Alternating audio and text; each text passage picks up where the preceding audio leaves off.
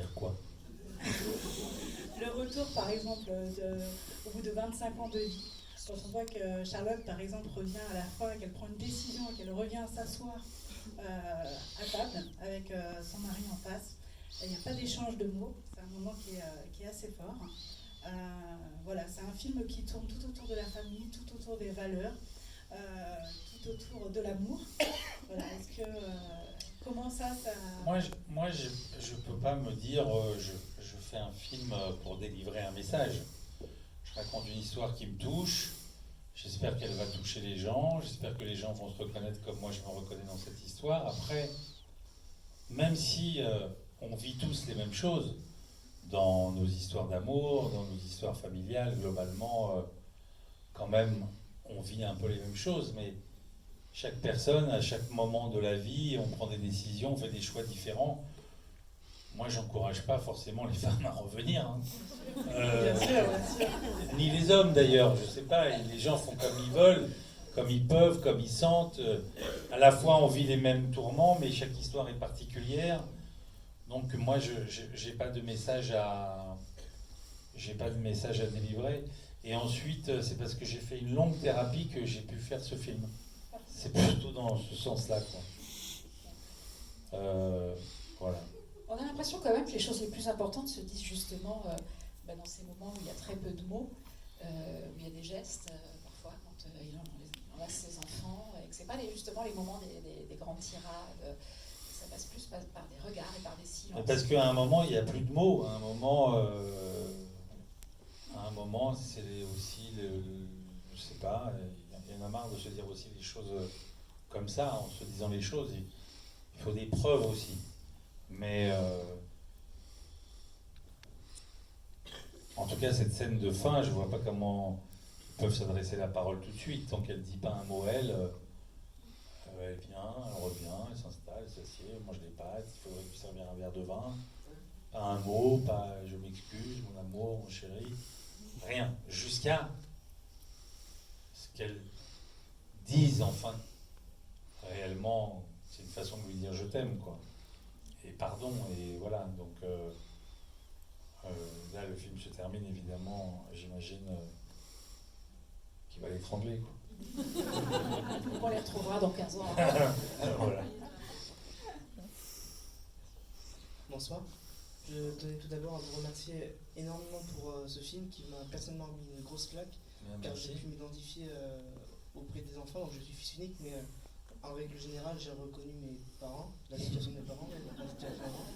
Donc merci beaucoup. Et j'avais une petite question, ça se rattache peut-être à un tout petit détail du film, mais sur le plan plongé sur les feuilles qui s'impriment progressivement, Ouais. je souhaitais savoir si c'était un texte sur mesure, un extrait du roman, le scénario, je ne sais pas.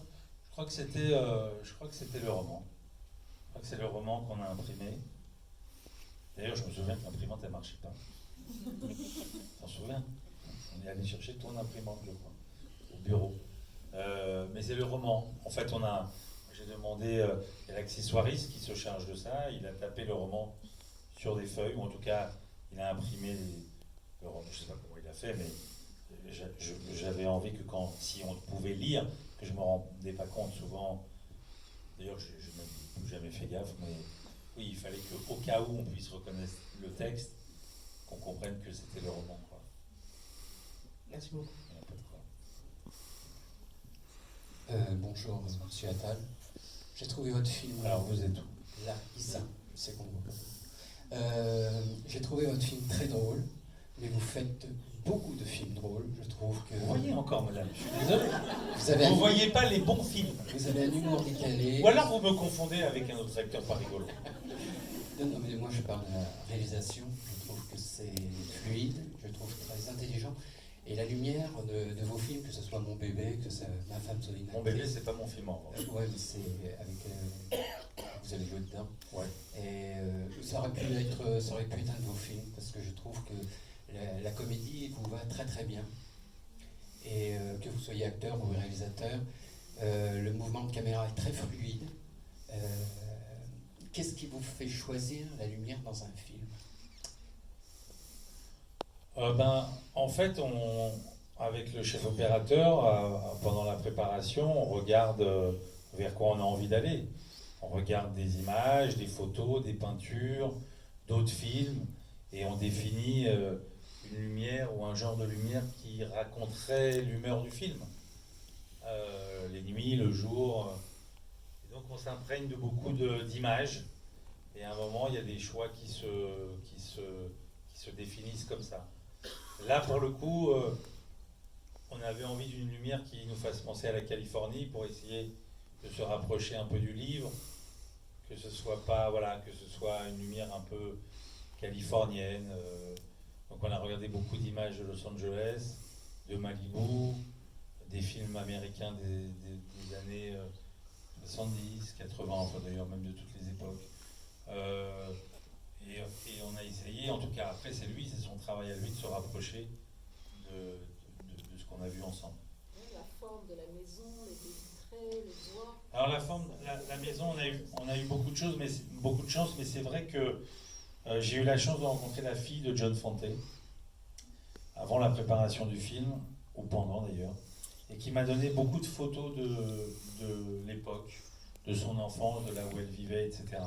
Et dans le livre, effectivement, il décrit, d'ailleurs, il le dit à son éditrice quand il dit des fois je regarde la maison avec les toits immenses, etc. Donc on cherchait une maison qui se rapproche de ça, et le hasard, c'est qu'on a trouvé une maison des années 60, construite à Arkang, à côté de Biarritz, et c'est la première maison qu'on a visitée, et elle faisait vraiment maison vintage californienne, quoi. Donc voilà, on a eu la chance de tomber sur cette maison qui se prêtait à cette atmosphère qu'on recherchait. Non, moi j'ai pas de questions, je voulais juste un micro pour le garder, le ramener à la maison. Okay. Il a l'air vachement bien. Hein. Ouais, il y a des piles aussi dedans. Ouais. Et non, j'ai lu le bouquin il y a très longtemps, ainsi que l'autre qui s'appelle Ask to the Dust, je crois. Oui. Qui était à la poussière. Et alors j'ai mélangé, je crois, un peu avec Bukowski, mais dans mon souvenir, j'ai plus trop enfin, j'ai plus assez de souvenirs.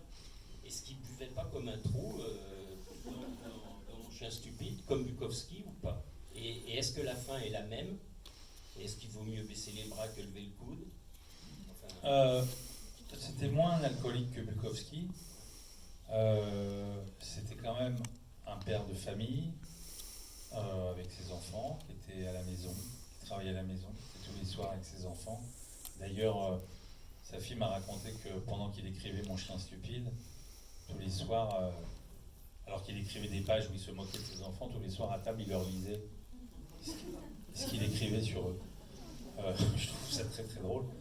Mais il était beaucoup moins alcoolique, il écrivait des personnages qu'il décrivait comme alcooliques, mais lui, il n'était pas vraiment. Enfin, en même temps, je soupçonne qu'il ne buvait pas que de l'eau, mais il n'était pas au niveau de Bukowski, je crois. Après, pourquoi vous confondez avec Bukowski? Parce que c'est Bukowski qui a révélé Fante en France. Fante était inconnu au bataillon, il n'était même pas édité. Et Bukowski, dans une interview dans les années 80, chez Pivot, Bernard Pivot, a dit que un de ses écrivains préférés était John Fante. Et donc là, il y a un éditeur qui s'est tout de suite jeté sur John Fante et qui a édité tous ses livres. Demande à la poussière était le premier film adapté au cinéma. Voilà. Et l'autre question, ça doit être super dur de réaliser et de jouer en même temps. Ben pour vous dire la vérité, moi je trouve pas. Non mais vous pouvez garder le micro. Non mais. Pour le ramener à la maison, oui. On verra après. Moi je trouve pas. Je trouve ça même presque plus facile. Moi je me trouve meilleur avec moi-même qu'avec d'autres. Ça c'est un truc que vous répétez sans arrêt. Mais parce que je supporte pas de me voir à l'écran, je suis toujours déçu, j'aime pas me voir. Pas avec moi. Et vous y retournez. Puis non mais moi je m'aime bien quand je suis filmé par moi. L'acteur s'entend bien avec le metteur en scène. Voilà. C'est ça que je veux dire. D'accord. Souvent quand je tourne comme acteur avec d'autres metteurs en scène, c'est plus compliqué que quand je tourne avec Yvan Attal, metteur en scène. Voilà, Ça s'appelle Mon chien stupide, ça sort le 30 octobre. absolument. Et si vous avez aimé ce film, n'hésitez pas à en parler autour de vous, évidemment. Vous serez la meilleure des publicités. Merci beaucoup. Merci à vous. Chantal, d'être Merci, venue messieurs, avec dames, nous d'être venus. ce soir.